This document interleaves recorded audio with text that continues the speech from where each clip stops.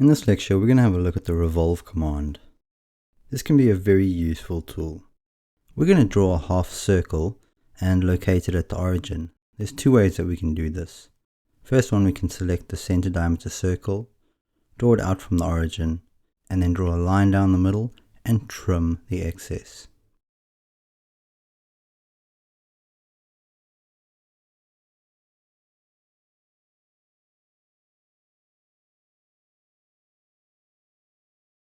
The other option is to draw a center point arc and draw half a circle.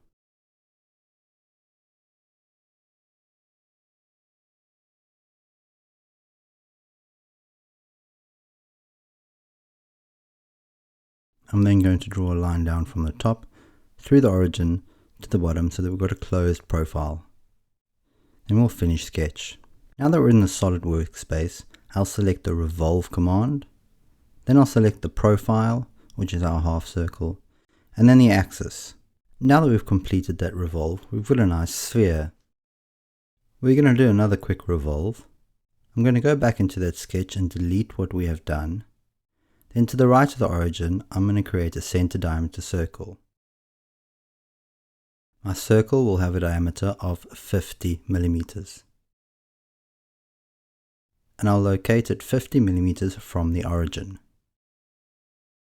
I'm now going to draw a construction line up from the origin. This is going to be our axis to reference.